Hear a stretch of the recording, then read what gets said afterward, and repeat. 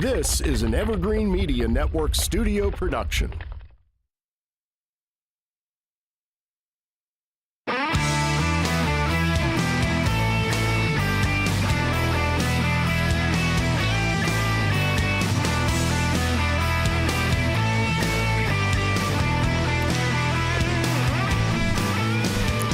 Welcome to Classic Car Radio, Vero Beach. I'm Keith McDonald here with Steve Charbonneau and Mike Carano. And Todd Byron is not with us tonight for some reason.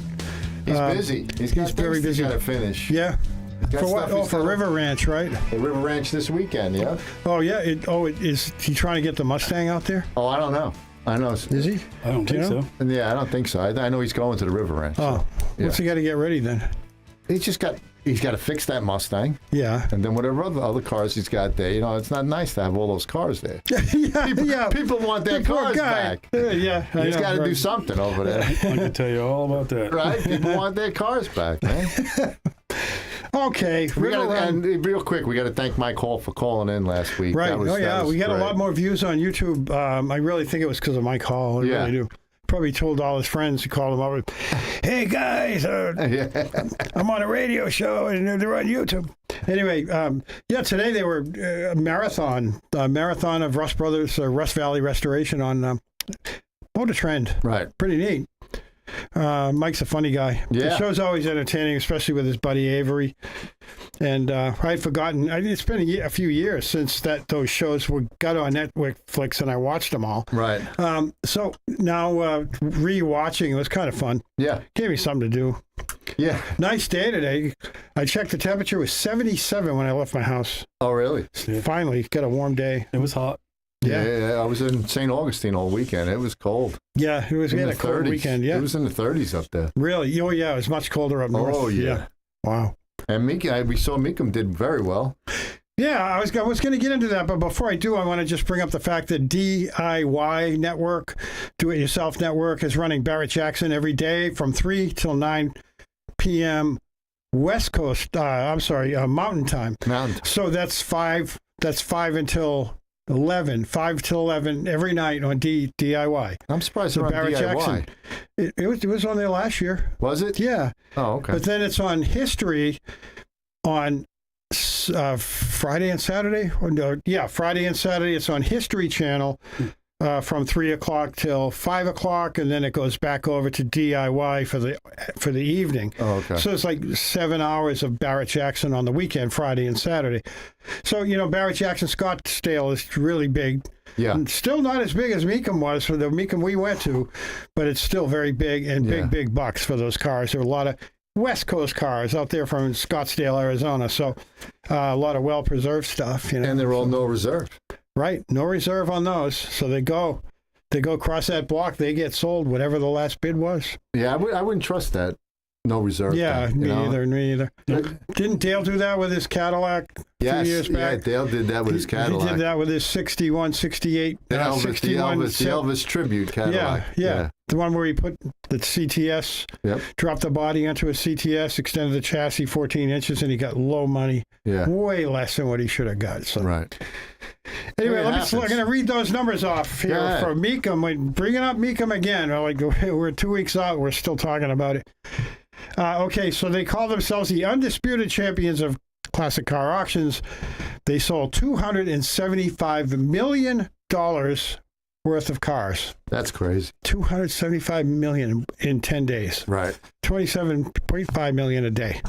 And they get 10% of that. Right. Well, actually 20% because they're getting 10 on both ends. Yeah, 10 on both ends. So they made themselves a $54 million, $55 million actually. Not bad. We did the math. That's why they're coming back in July. Yeah, that's why they're so. That's why they have such an extravagant thing going on. They get all that money. And then just think of all the other stuff they sold, all the merchandise and everything. All the merch, yeah. Oh, yeah. In the parking, stuff. I bet you the Heritage, Osceola Heritage Park takes the parking or something. I bet. Yeah, I don't think they thousands and thousands of cars out there. No, it's crazy. So that could pay for the whole shebang for renting the whole year, the place out. For the whole year, they could. Yeah, oh yeah. And then they had 3 consecutive years of 200 plus million plus sales results. That was 3 years consecutive in Kissimmee. Right. So they've had $200 million years, but this is the highest ever, $275 million. And then finally, the cars that did sell, and they had 4,500 some odd cars, but the cars that actually sold was 4,383, and that's pretty good. That's pretty dang good, don't you think? I almost said damn. I didn't want to say damn on the radio. That's all right. You can say it. Pretty dang good. So, anyway, this week they did great, and it was a fun show. We all had fun. Well, Yeah. you had to work. But Poor every Steve. year, He's working 7 days a week over there. yeah. Gee, Working like a dog. geez, you miss all the holidays and everything, I bet. You got Thanksgiving, you got Turkey Rod Run, but you went to that, right? I went to the Rod Run, but I did work Thanksgiving. Yeah. Really?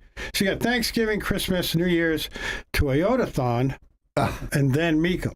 Toyotathon, you have yeah. to put that in there. Yeah, oh yeah, The five Toyotathon. days. It's always 5 days of the I make that Toyotathon. joke every year on Facebook. It's so stupid. Toyotathon. But I actually count Mecum as, comes in right after New Year's. So Yeah. it's another holiday for me. I love going out, walking around, looking at cars, and eating good food, having a few brews, and it's a lot of fun.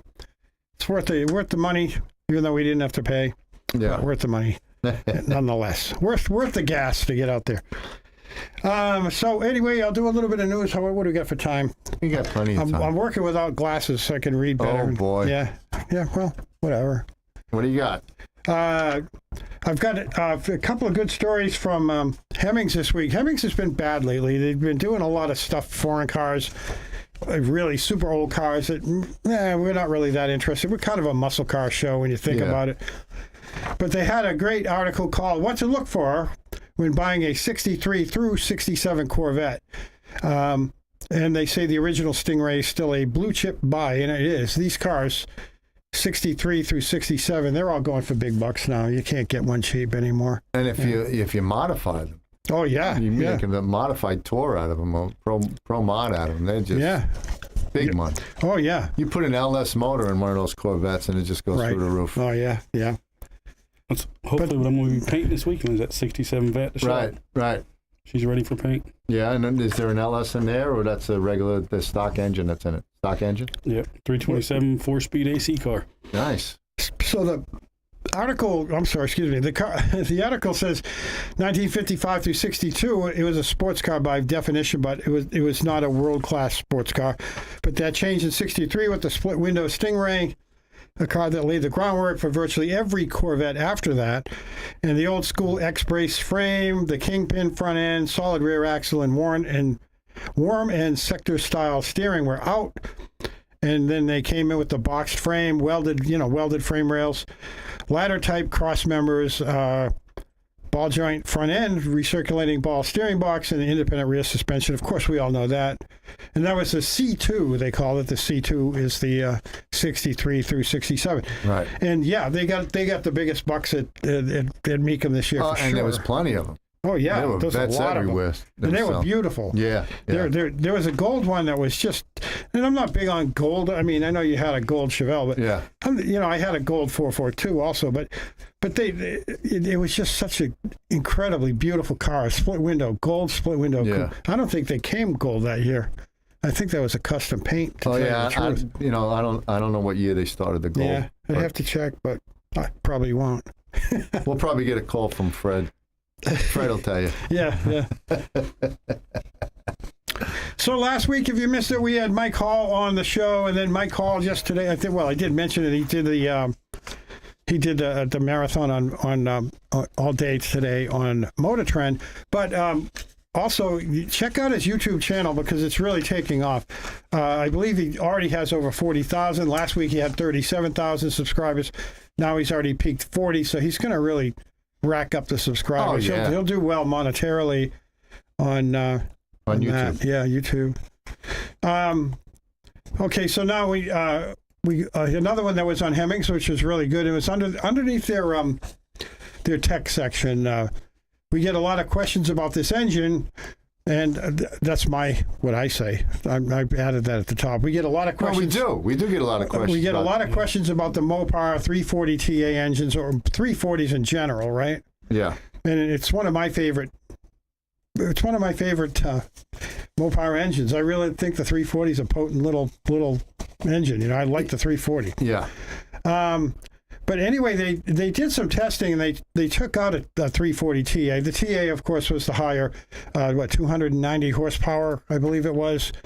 And, it says it right in here, in fact. Yep. And what they did was, it was less than, it was advertised at 290 because it actually had more than that.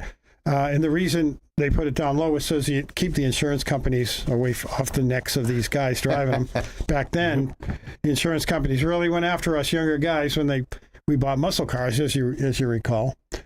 So anyway, they took one of these TA 340s and they took it out and they gave it a better cam, and these things, by the way, the TAs came with a tri-power, or six-pack, we should call it. Right. Tri-power is Pontiac. And over the years, it's been agreed that the true output was about 340 to 350 horse. Yeah. But when you do some modern application stuff, change the cam out, change everything, basically, that car is dynoing at 375. I mean, that motor dynos regularly at 375 horse. Wow. Which is the same output as one of the old school Hemis. Right. Even think about it. Even the big block, the right. The L78, what was it, 396, 375 horse. Right. Yeah. So yeah, the 375. So you get 375 out of a rebuilt, modernized 327. I'm sorry, 340. You could probably do the same with the 327 too. The 327 was a great engine, right? Well, that's what they said about the 69 Camaro. They had that 302 in it, and that car flew. Yeah. Yeah, I don't know what that was rated at, the 302. I thought it was 275, 280. That's what I was thinking. Yeah, but I think it might have been a little bit more than that. Like the same thing with this. Again, they advertised it lower so the insurance companies would stay off their back. Yeah, and this thing's revved pretty good too. Yeah. Yeah, well, a lot of guys love those engines. That's another thing about the 340 and the 327 and the 302 from Ford and the 302 from Chevy in the TA series is that they're all high revving engines. They could rev them up pretty good. Also, speaking of that, I lost my train of thought on that one. But I was thinking, the 340 was a flagrant breaking of the rules, but they wanted Mopar in there. Yeah. But they weren't supposed to go over 302. But really? They put the 340 into those TAs. And they just had the SCCA had to accept them because otherwise they'd be out one whole manufacturer in the Trans Am series. Right. So that's what they did. And I made that up myself. Nice. But it's true. It's a good little motor. It's 340. True. Yeah, it is. Very good. Yeah. All right, what do you say we take a break? We're at 13 minutes. We'll come back after these messages. We are Classic Car Radio. Well, Vero Beach.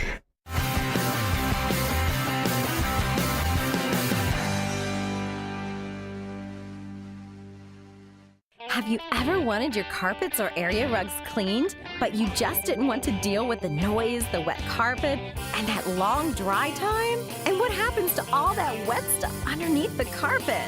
Ew! Well, Heaven's Best Carpet Cleaning solves all that with their guaranteed 1 hour dry time. Their low moisture process dries fast, smells great, and it's safe for your kids and pets too.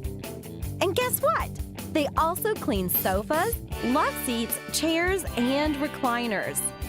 Heaven's Best serves all of Indian River County and Barefoot Bay. They're bonded and insured, and your results are guaranteed. Don't put it off any longer. Grab your phone and call Keith at Heaven's Best, 772-643-6999. You'll be thrilled with the results. 772-643-6999. Sunshine Furniture brightens up your day. At Sunshine Furniture, our 35,000 square foot showroom is filled with the largest selection of in-stock coastal furniture on the Treasure Coast. Dining and bedroom sets, occasional tables, sofas, sleeper sofas, love seats and chairs in all the latest styles and colors from Tommy Bahama, Lexington, Hooker, Riverside, Universal, Four Seasons, Braxton Color, and Capri. We're the outdoor furniture experts and have hundreds of styles of any patio furniture you need, including a gallery of Berlin Gardens and Pollywood. We're having a big January clearance sale, including all pictures, lamps, and accessories half price. Sunshine Furniture, $12.95 US 1 in Vero Beach next to Planet Fitness. Family owned and operated since 1991. Don't forget to visit our outlet and sales store directly across the street and visit our website at sunshinefurniturecasual.com. Sunshine Furniture. Offering 24/7 emergency services, Joe Scazzari Roof Services Consulting offers prompt handling of homeowners' insurance claims and has been serving the Treasure Coast for over 40 years. Scazzari's roofing experts can fabricate and install standing seam metal roofs on site, saving you thousands of dollars. And for those do-it-yourselfers, they can cut and fabricate your metal roof and deliver it right to your home or job site. Got a flat roof? Scazzari Roofing and Consulting specializes in all commercial and residential flat roofing systems. State certified and licensed, Scazzari Roofing and Consulting is family-owned and operated. Check out their website at roofservicesconsulting.com or give them a call at 772-388-7453 or toll free at 888-675-8106. Scazzari Roofing and Consulting Contractors.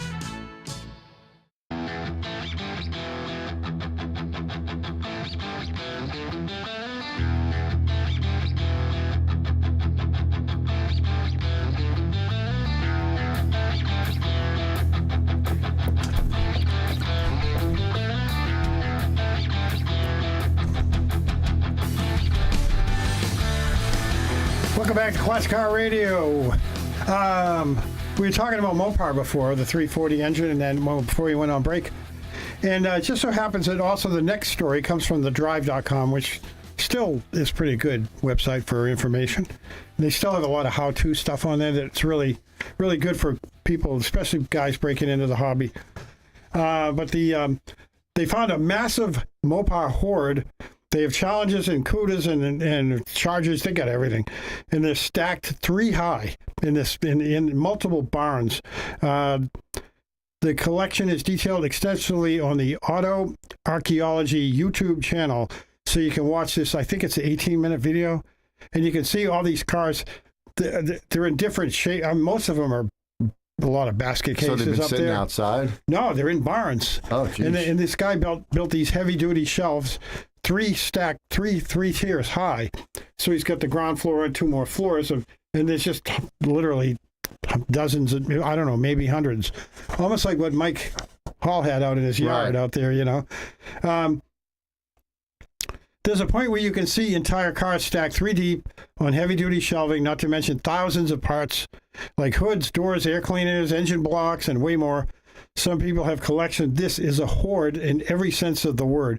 It belongs to a couple of guys who told Ryan Brutt, the Auto Archaeology host, that they had some cars, but when someone downplays it like that, you know it's going to be good. So when I looked at the video briefly, but I was writing the show, I didn't want to stick there for a while, but it's pretty interesting. Just so once again, go to Auto Archaeology and look for the look at those massive cars. Mopar horde. Yeah. You got that on, crazy. Jesse? You got that on the screen? That's crazy. Isn't that nuts? Look and you know, you would think that sooner or later you wouldn't find cars in barns anymore. Look at all the stacks. Those are parts and engines, and the guy. How much money? What did they do for a living to acquire all probably, that stuff? You know, years ago they were probably pennies on the dollar for those cars. Right. You know, so look at this. There's the scroll going on. That's the video I watched earlier. Yeah. That's just crazy. Isn't that something? Yeah. And look, he's got a lot of pretty good shape. They're not bad shape. Well, kind of. Yeah, but still, that's nothing. There's a Challenger with a hood. It's got a spoiler on a CUDA. Right there. Yeah. The sleeves, yeah. He said he's got a few Chevys mixed in here and there, a few GMs, but it's mostly Mopar. It's crazy how you still find these cars in barns and in yards. And, when I drove up to New York, you see right off 95, people just have tons of cars. Yeah. In lots. Look at all the junk people sell, though, save, though. They save so much crap. Yeah. It's incredible. Why don't you just throw the stuff away? Some people can't throw anything away. There's another CUDA. Yeah. Yeah.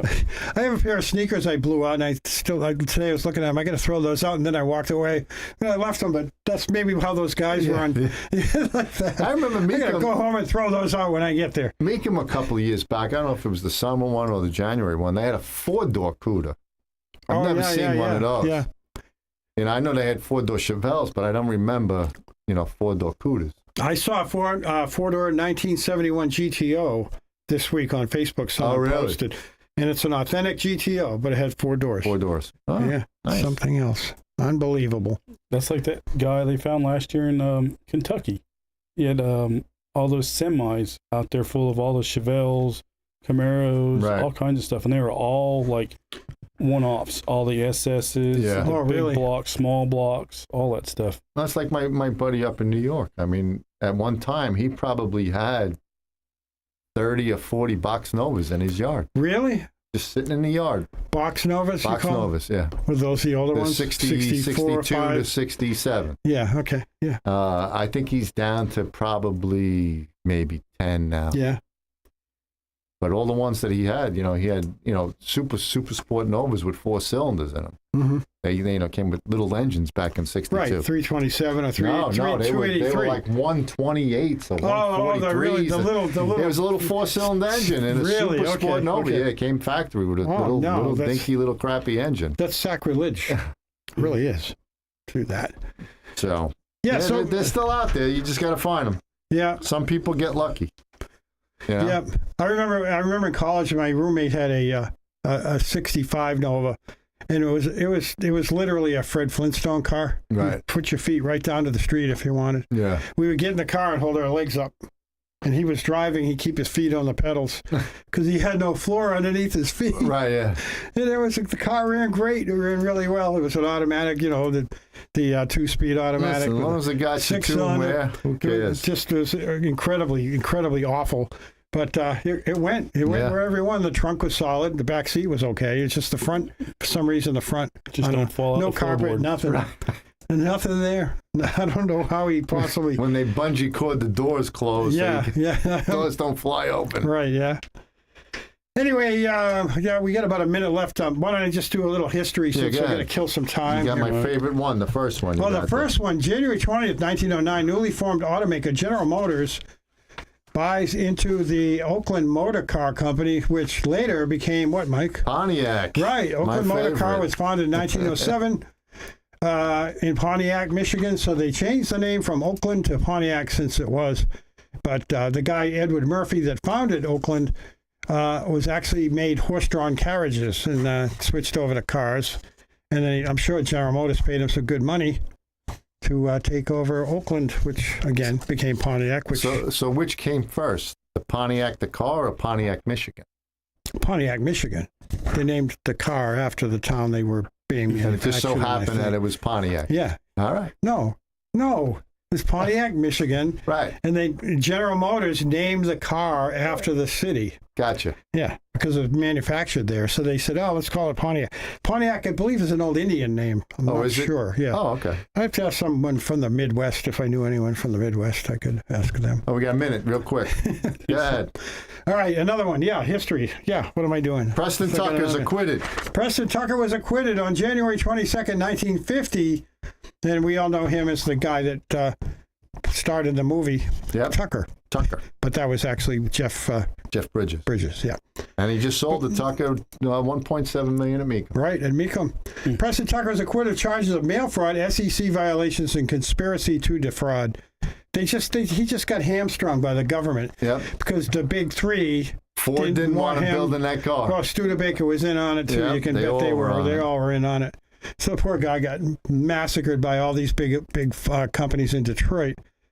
January 27, 1965, the Shelby GT350 is launched by Ford and Mr. Shelby himself, Right. Carroll Shelby, featuring a 306 horsepower V8. What size was that? 300, The 289? Probably The 289. 289 or 302? They didn't have the 302 yet in 65. Oh, so 289, yeah. 289, yeah. What time left? All right, All right, let's go. Yeah, do the real.